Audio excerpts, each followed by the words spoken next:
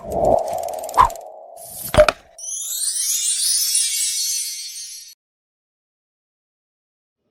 Students, welcome to the these classes. आज मैं आपको पढ़ाने वाली हूँ क्लास 4 की हिंदी ग्रामर का फर्स्ट चैप्टर, जिसका नेम है भाषा, लिपि और व्याकरण, लैंग्वेज, स्क्रिप्ट एंड ग्रामर। तो आइए अपना पाठ शुरू करते हैं। वासु अपना गृह कार्य कर रहा था। उसके पिताजी ने पूछा, बेटा गृह कार्य समाप्त कर लिया तो खाना खा लो। वासु ने कहा, बस अभी थोड़ी देर में आता हूँ पिताजी। आपने देखा कि वासु के पिताजी उससे बोलकर कुछ कह रहे हैं, जबकि वासु सुनकर उसका जवाब दे रहा है।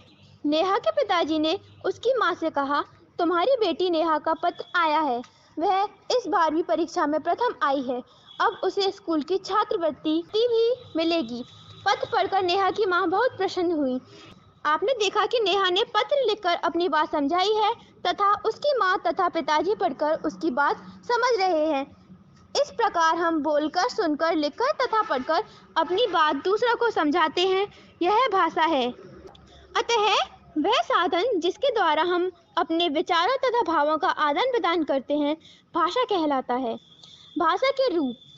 भाषा के मुख्यतः 2 रूप होते हैं। पहला होता है हमारा मौखिक, दूसरा होता है हमारा लिखित। पहला मौखिक रूप। यह भाषा का वह रूप है जिसमें हम बोलकर तथा सुनकर अपने भावों को व्यक्त करते हैं।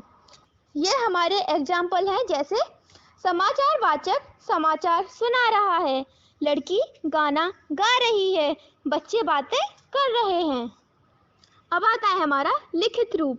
यह भाषा का वह रूप है जिसमें हम लिखकर तथा पढ़कर अपने विचार दूसरों तक पहुंचाते हैं। जैसे कमल पुस्तक पढ़ रहा है, अध्यापिका श्याम पट पर लिख रही हैं, दादाजी अखबार पढ़ रहे हैं। कभी कभी हम संकेतों के द्वारा भी अपनी बात दूसरों को समझाते हैं। जैसे गूंगा भिखारी इशारों से भीख मांगता है, ट्रैफिक पुलिस का सिपाही इशारों से यातायात का संचालन कर रहा है, आदि।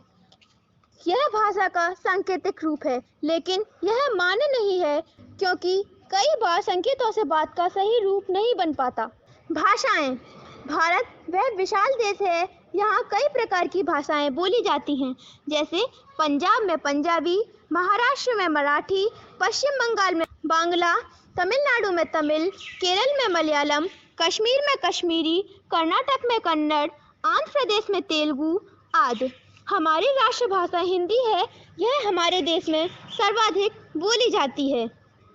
संसार के सभी देशों में अलग अलग भाषाएं बोली जाती हैं। जैसे इंग्लैंड में अंग्रेजी, जर्मनी में जर्मन, नेपाल में नेपाली, चीन में चीनी, फ्रांस में फ्रांसीसी, आदि। अंग्रेजी भाषा को राष्ट्रीय भाषा भी माना जाता है, क्योंकि यह संसार के लगभग सभी देशों में बोली और समझी जाती है। लिपि। प्रत्येक भाषा को लिखने का ढंग अलग होता है।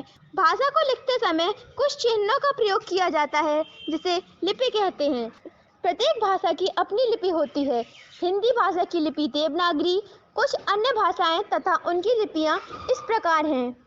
संस्कृत की देवनागरी, मराठी की देवनागरी, फ्रांसीसी, रोमन, उर्दू, फारसी, नेपाली देवनागरी, अंग्रेजी, Roman, German, Roman, Punjabi, Gurmukhi और अरबी की फारसी।